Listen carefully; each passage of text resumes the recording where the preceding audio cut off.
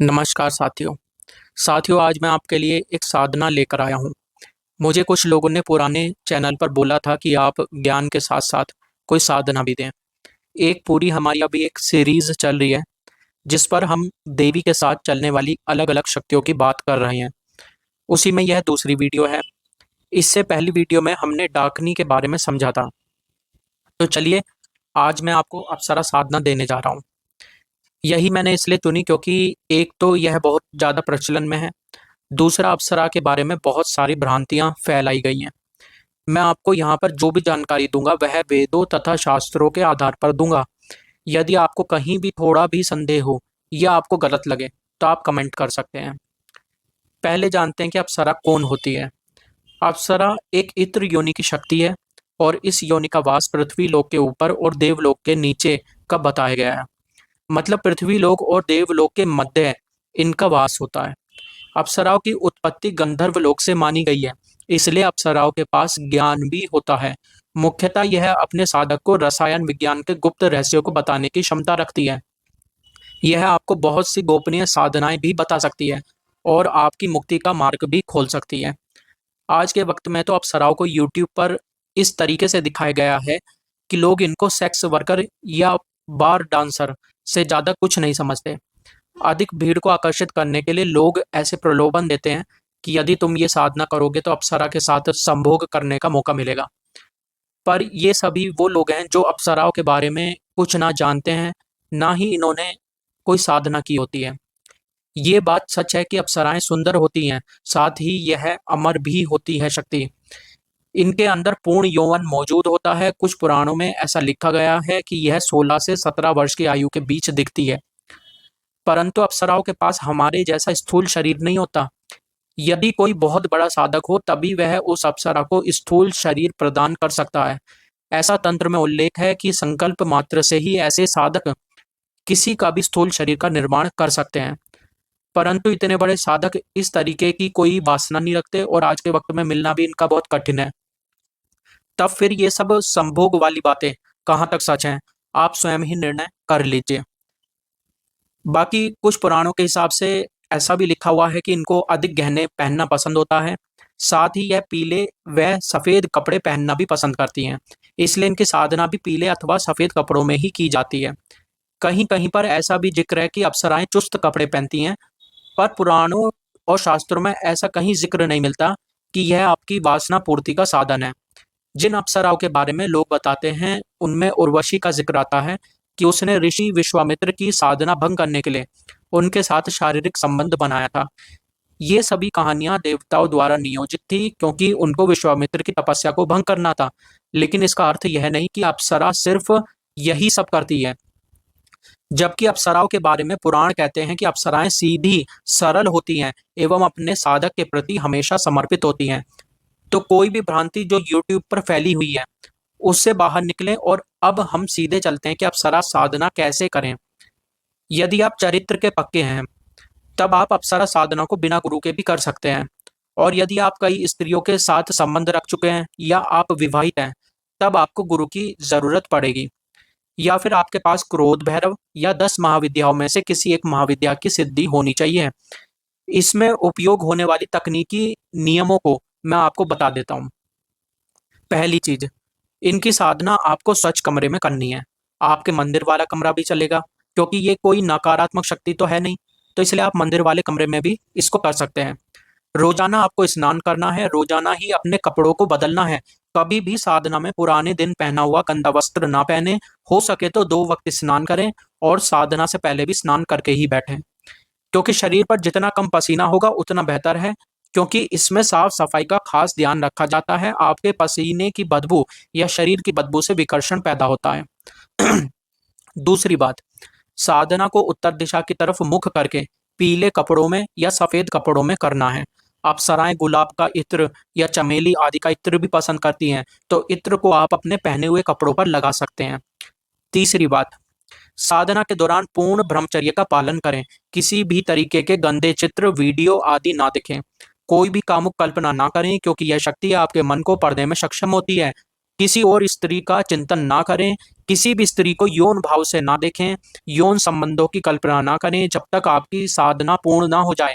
इस बात की खास सावधानी रखें, क्योंकि जिस शक्ति को आप बुला रहे हैं वो आपसे बहुत अधिक मानसिक क्षमताएं रखती हैं और अप्सराओं को वाक सिद्धि भी होती है। तो जिस अप्सरा को आप सिद्ध करने की कोशिश कर रहे हैं, यदि उसके खिलाफ आपने कोई भी अपशब्द या गलत भाव अपने मन में पैदा किया, तो क्रोधित होकर वह आपको श्राप भी दे सकती है। बस इस साधना में आपको इसी सबसे बचना है। चौथी बात, जिस अप्सरा को आप सिद्ध करना चाह रहे हैं उसका पूर्ण सम्मान करें, उसका पूर्ण आदर करें। हो सकता है कि आपको वह इस प्रकार सिद्ध ना हो कि आपको उसका प्रत्यक्षीकरण हो जाए। हो सकता है आपको वह नजर ना आए, स्वप्न में भी नजर ना आए, लेकिन अगर आप महसूस करते हैं कि अनायास ही आपके सारे काम बनते जा रहे हैं, तो यह भी लक्षण है कि आपकी साधना सही दिशा में जा रही है। तो प्रत्यक्षीकरण के लिए बहुत ज़्यादा जल्दी ना करें। प्रत्यक्षीकरण होगा नहीं होगा, लेकिन यदि आपके सारे काम बनते जा रहे हैं तो आप ये मान सकते हैं कि आपकी साधना सफलता की तरफ बढ़ रही है। पांचवी बात, अब सबसे प्रमुख सवाल है कि इनकी साधना कितने वक्त तक करनी है। साथियों, इनकी साधना की कोई अवधि शास्त्रों में उल्लेखित नहीं है, परंतु ऐसा लिखा गया है कि निरंतर प्रयास करते रहने पर 3 वर्ष के भीतर एक अप्सरा सिद्ध हो पाती है। तो आपको 3 वर्ष भी लग सकते हैं। और यदि आप भगवान क्रोध भैरव का सहारा ले रहे हैं तो यह अवधि कम हो सकती है। किंतु यदि आप क्रोध भैरव के मंत्रों का संपुट लगा करके अप्सरा के मंत्र में इस साधना को करेंगे, तब अप्सरा सिर्फ भय की वजह से आपको सिद्ध होगी। और इसमें आपको उससे 3 वचन ले लेने हैं और आपको पूरे शातिर दिमाग के साथ यहाँ पर काम करना होगा, क्योंकि यह सिद्धि आपने जबरदस्ती हासिल की है और थोड़ी सी भी चूक होने पर आपका जीवन बर्बाद हो सकता है। छठी बात, अब सवाल उठता है कि कौन सा मंत्र जाप करें।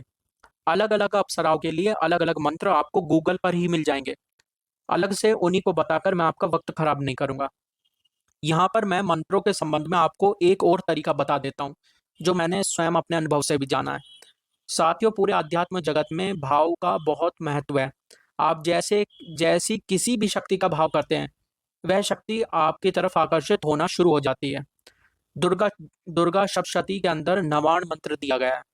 यह मंत्र देवी के नीचे आने वाली सभी योनियों को आकर्षित करने में सहायक होता है और इतनी सामर्थ्य यह मंत्र रखता है। तो आप नवाण मंत्र को शुरू करने से पहले यह संकल्प ले सकते हैं।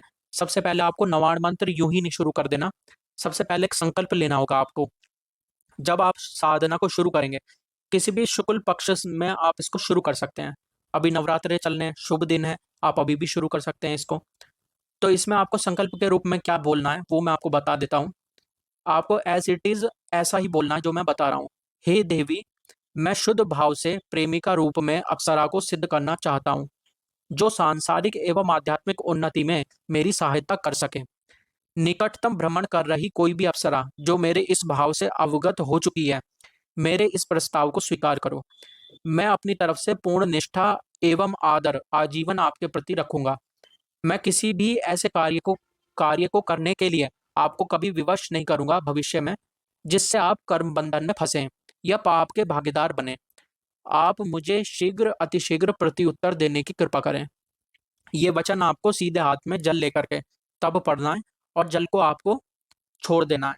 ये वचन मैंने इसका स्क्रीनशॉट मैंने स्क्रीन में भी डाल दिया, आप देख सकते हैं अपनी स्क्रीन पर। अब आपको रोजाना जाप शुरू कर देना है। यहाँ पर जब आप नवाण मंत्र को जपेंगे ना, तो उसमें आपको ओम नहीं लगाना शुरू में। जो ओम होता है उसको नहीं लगाना, और हर अंग की बिंदी को आपको ग करके पढ़ना है।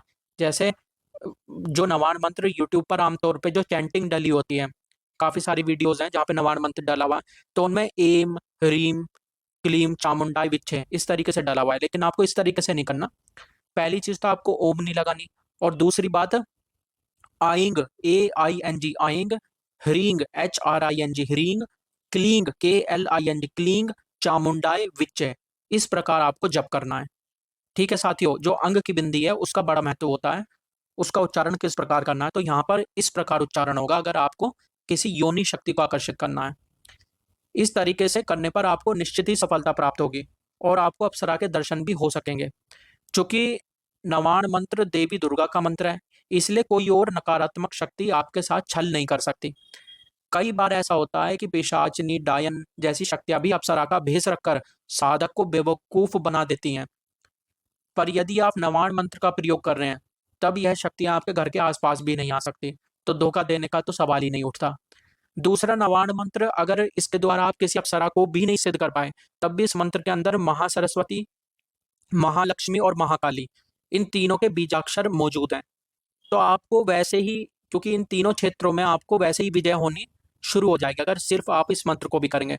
तो आध्यात्मिक उन्नति में और आपकी सांसारिक उन्नति में ये साधना किसी भी प्रकार से कोई बाधा पैदा नहीं करेगी। तो ये मैंने सौम्य साधना आपको दे दी है। जो लोग भगवान क्रोध भैरव की मदद से इसको करना चाहते हैं, उनको पहले क्रोध भैरव को जानना होगा, किसी गुरु को धारण करना होगा, उसी के बाद वो क्रोध भैरव की मदद से साधना को करें।